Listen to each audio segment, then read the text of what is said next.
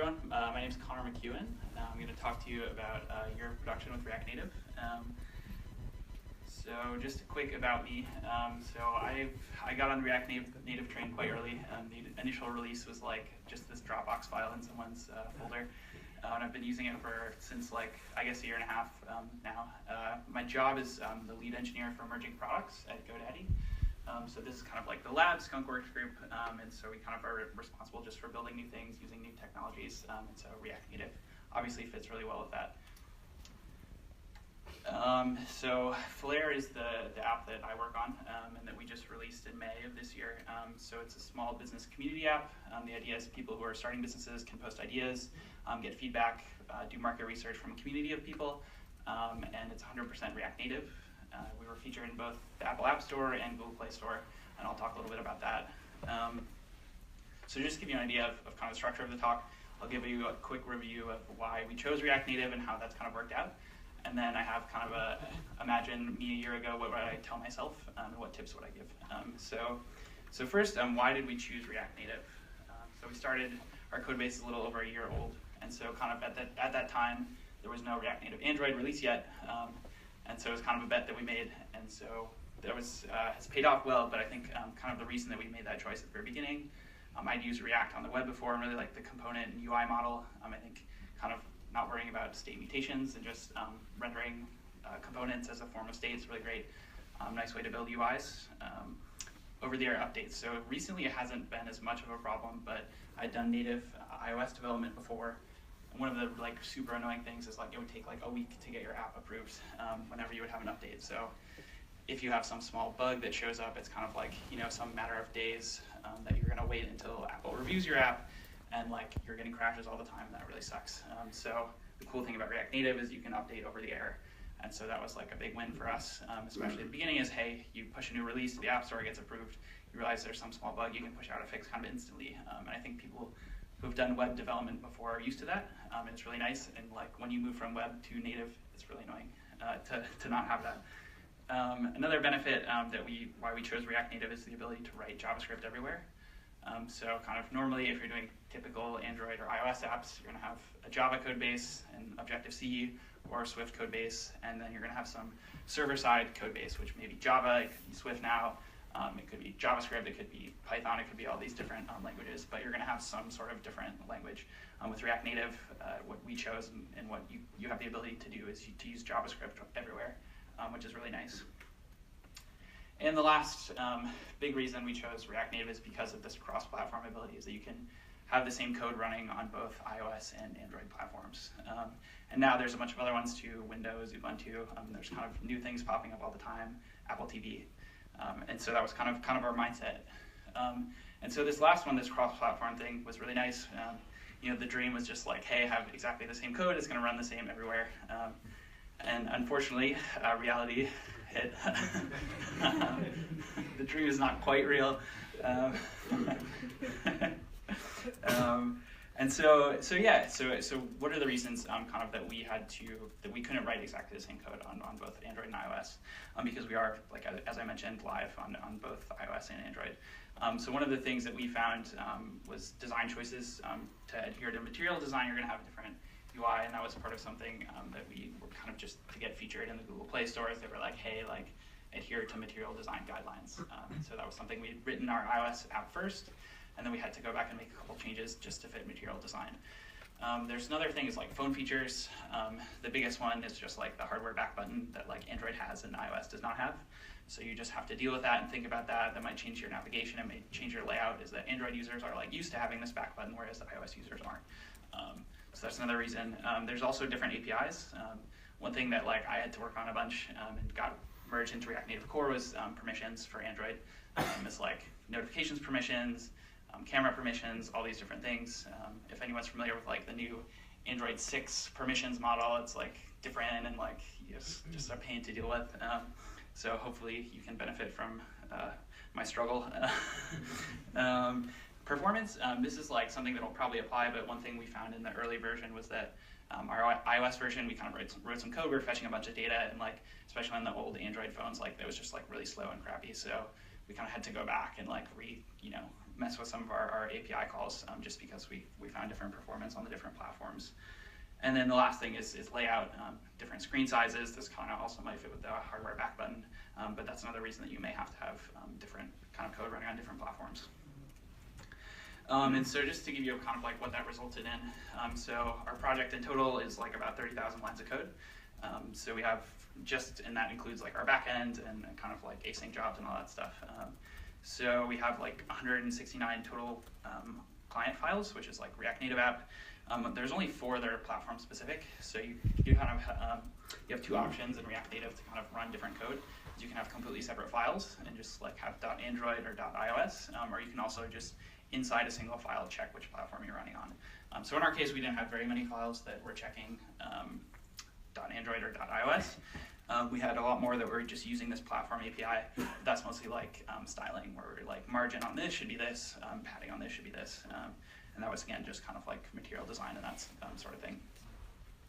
So overall, we're like super happy with React Native, but you know, it's not, you shouldn't think of it as like, hey, like at least in our case, like you shouldn't think of it as like it's gonna run magic everywhere all the time.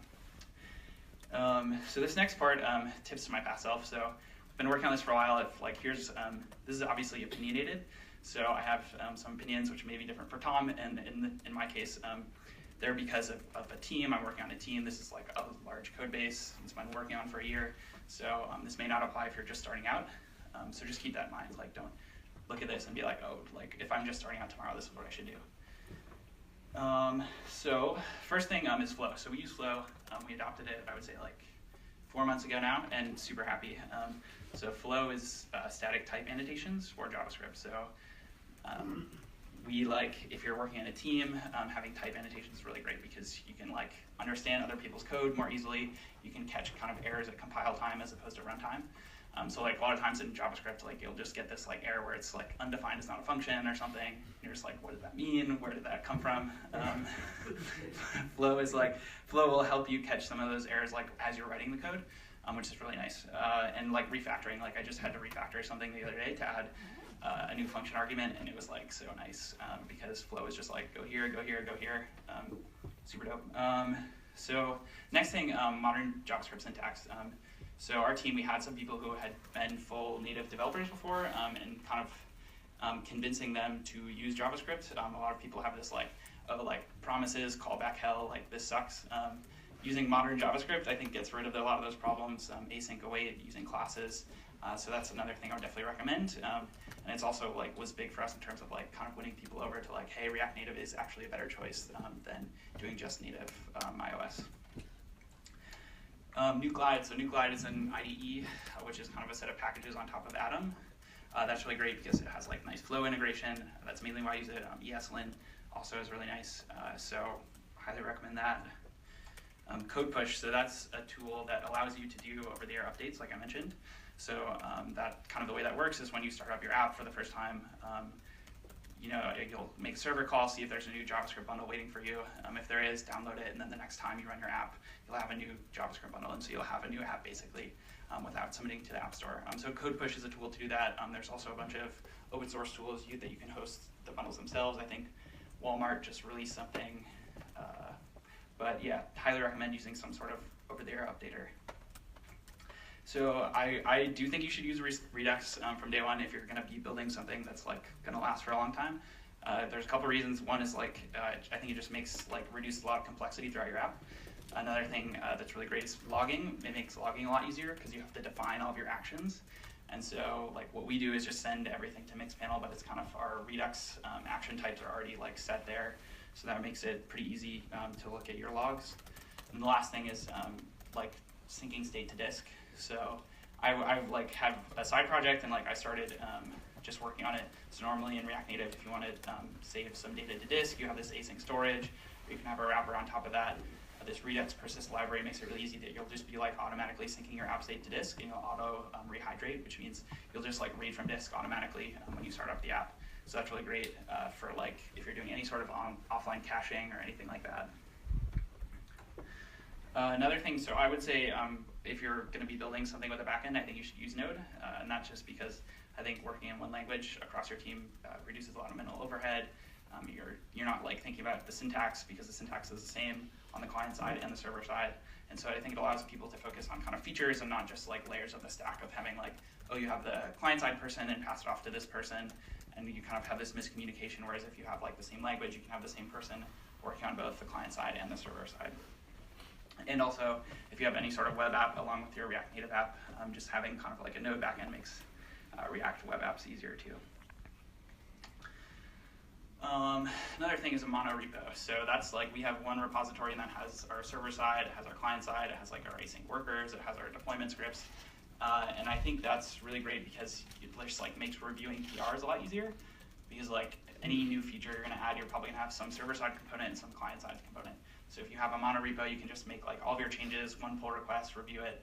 I think it encourages everyone on the team to review all the different pull requests and kind of not have this like just client side person, just backend side person.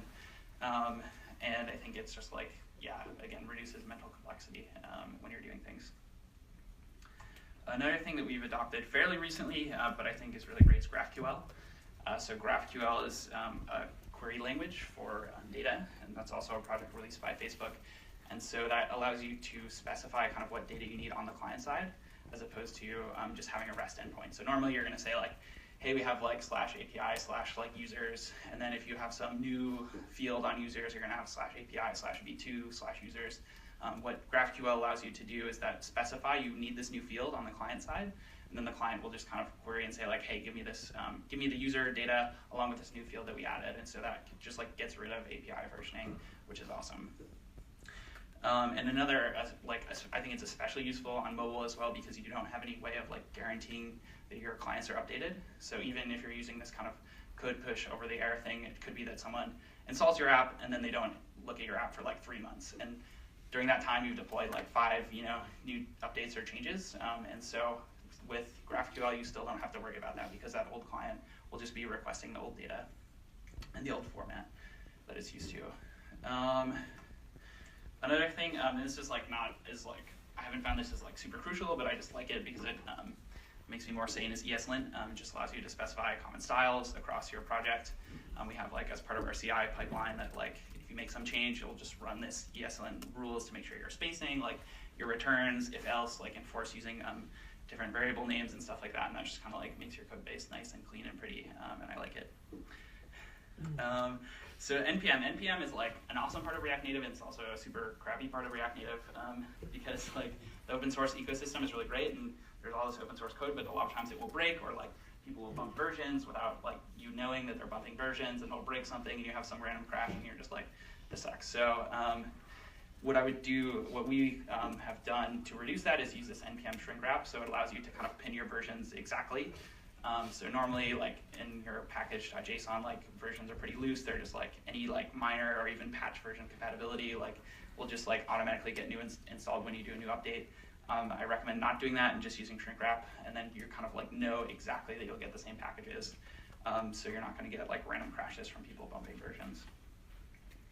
Another thing, React Native versions itself. So there's a question about what React Native version we're using. So we're on React Native 34, but that's like a fork of 34 that I have to maintain, and that's part of just like dealing with permissions, or if you have to modify any native code, that's something you have to manage a fork. It's a lot easier to manage a fork on iOS or JavaScript. If you have like an Android fork, it's like really annoying to build. It takes like 7 minutes or something, but it's kind of necessary sometimes if you have to, especially with like crash fixes or bug fixes. So what I would recommend is like staying like a couple versions behind the bleeding edge, so you don't have to like worry about that stuff and don't worry about crashes.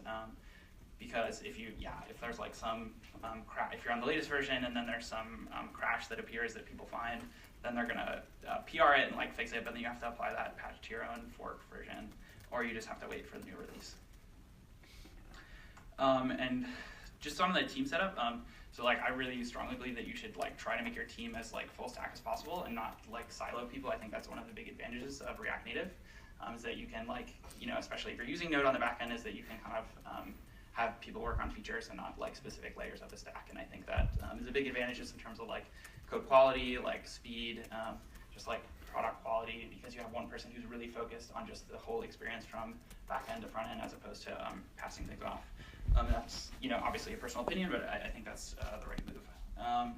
You probably still need like an iOS and Android person, even if that's the same person, and even if they like aren't a native developer before, like you should have someone on the team who's like, when you get some random Xcode error, like they're the go-to person, or like your Gradle build is not working, like you just want someone to like be in charge of that kind of, because like it's probably going to happen.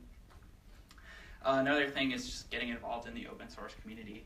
So I think that's a big advantage too, is of React Native in general, is that it's open source and that you can like make bug fixes or kind of add new things. But I think it's also beneficial, like, hey, if your team needs some specific feature that no one else has, like if you release an open source package or like PR it back to React Native core, like you're benefiting everyone, and also like it's benefiting you because someone else is going to have an eye on like the code that you're using in your app too. So if there's some feature or extension or something like that, I think it's definitely worth your time to like get involved in open source and push stuff back. So new stuff, there's a couple new things which like we haven't used yet or like we're testing out, so I don't like recommend them yet, but I think they're worth keeping your eye on. So GraphQL clients, so GraphQL is the language itself, but there's also some clients which will do like caching and like a bunch of fancy magic. So Apollo is one, Relay is one, Relay 2 is under development right now, so like I haven't heard great things about Relay 1, so I wouldn't like adopt it yet, but I would say keep your eye out on those things because it'll make kind of your API fetching layer nice. Yarn is a new NPM client, so we're like just testing that out really right now, but one of the painful things about React Native is NPM, and I think Yarn is kind of supposed to be a better version of NPM, so pretty excited about that. Exponent was mentioned earlier, so that's kind of a tool to build and deploy React Native apps without doing like any native code work yourself. You just kind of host a JavaScript bundle. They'll do some stuff where you can submit apps to the App Store too, but that's like worth checking out. But there's still some limitations with that in terms of like using native modules. And then the last thing is like native animations is pretty exciting, which is so like the one thing that's like you may see performance hit if you're trying to do a bunch of complex animations. So native animations allows you to kind of offload that to the main thread, which like where normal iOS or Android animations happen, so it won't get interrupted by any sort of JavaScript stuff, and so it'll be super, super smooth. So last piece of advice, just how to stay informed on React Native. So release notes, like just check the release notes on GitHub whenever there's a new version, so you can kind of see like where things are going, what's happening there. There's Reactiflex, which is this kind of like Discord, which is a chat app. But there's it's like a big community of people, and there's kind of channels for like whatever. There's React Native, but there's also kind of specific like code push or flow or like whatever you're into, and so that's just like a great place to go if you're having trouble and you don't think you'll get a response on Stack Overflow. And also Exponent, they have like a Slack group as well that's worth going into, just because they have a lot of cool stuff. And last is there's like a React Native crew of people on Twitter, so just like the core people, like like Tommy, you just like you start following a couple people and like you'll see some retweets and stuff, but that's also a nice way just to like keep up with what's going on in the community and the new like features that are coming down the pipeline or new tools that might be useful for you. So last, overall, just like React Native was really great for us. Obviously with every tool there's going to be pros and cons and kinks to get worked out. I think like you're lucky if you're starting now because like there's already been like a year and a half of like edges smoothed out for you. Obviously there's a lot of work to be done still, but and it's like definitely growing in popularity for sure. Like there's a lot of big companies who are adopting React Native pretty heavily, and I think that you'll only see more and more React Native happening. So that's it. Thanks so much. Follow me. Also, I'm happy to do any sort of like startup advising or consulting if you're like thinking about doing React Native in a team. Happy to talk one-on-one with people about that. So, questions?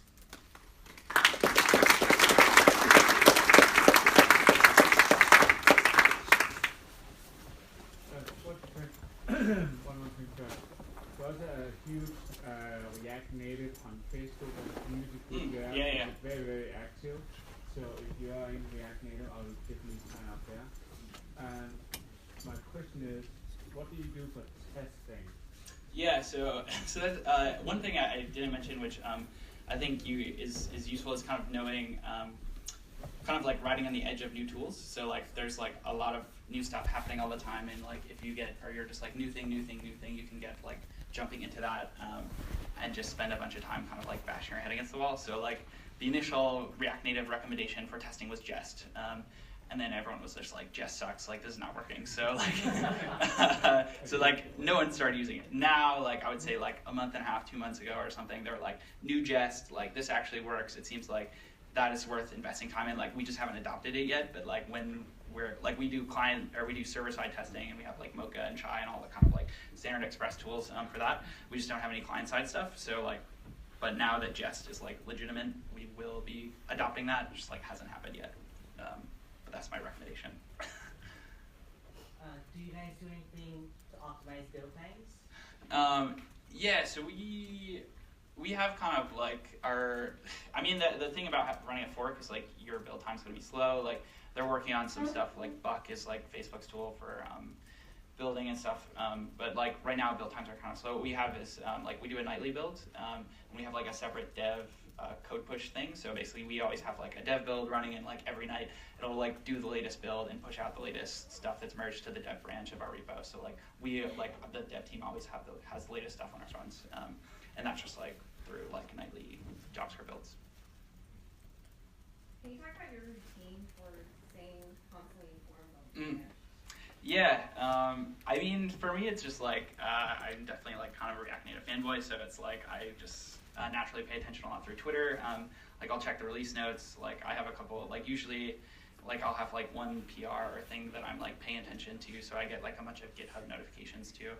Like if you contribute to open source projects, like you'll get notifications just on stuff. So yeah, I would say like Twitter is the main source, the release notes, just check that. Like they do a new release every 2 weeks, and that's a good place. And just like if you're involved in it, you can watch issues on GitHub. That's kind of like, I would say, my main source of information. You said there was like a development with native animations. Is that naturally coming out here, or is that yeah, so that's I think, yeah, so I think the latest thing was like division. I mean, it's basically done. I'm waiting for them to switch over Navigator Experimental to use the native animations, which I think like there's maybe like 1 or 2 more things that have to get. But you can run native animations right now. Like there's iOS, I think is like completely. I think if you're doing just a regular animation, I think everything's supported, but there's some like fancy schmancy stuff that's not quite. The other thing is that I know like React Native isn't fully capable of doing like CSS 3D transforms or something like that. Right. Do you know if that is ever going to be supported? That's like a CSS layout issue. So I think they're like, they have their new fancy like OCaml language Reason, which is like I think they're rewriting their CSS layout and that, and so like I think that will probably. I know there's a new release that like supports like all the different flex grow and flex shrink capabilities, but that's like that's basically separate projects. So just like I would watch that, but I think. I don't know. I'm not sure if like the native animated API will like support those things, but that would be my guess is like the CSS layout. You mentioned GraphQL. Have you successfully implemented the backend? Yeah. GraphQL? Yeah. So we're using GraphQL in our production app. We're just not using like the clients, but like we are using GraphQL in the sense of that like our client will like has a GraphQL query, like our backend fulfills that query and stuff. Can you mention any dependencies that you've used to? There's like Express GraphQL is like the standard. There's like the standard reference implementation of like Express GraphQL. So we're using Express, and then on the client side, there's also like GraphQL. Right. Is the data also stored in a way to simplify how you fetch data? So we're using Postgres. So I mean, we started not using GraphQL, so we've been like slowly adopting it and like replacing our REST endpoints with GraphQL calls. I don't know if it's like super optimized for GraphQL, and like there is kind of like a little layer of indirection that you have to do, but I think it's worthwhile. So basically, you have a conversion layer. Yeah. So you're gonna write a SQL. Yeah, you're gonna write a SQL call, and then that will get fed into a GraphQL query, and so that might be multiple SQL calls. It might be one, and where you don't have to do anything, and you can just pass in your normal JSON object, and like it's all set. But yeah, we have some queries that are like multiple calls and some that are just one. Okay, cool. So I'll hang out for sure. If you guys have any more questions, come find me. But thanks so much for coming, and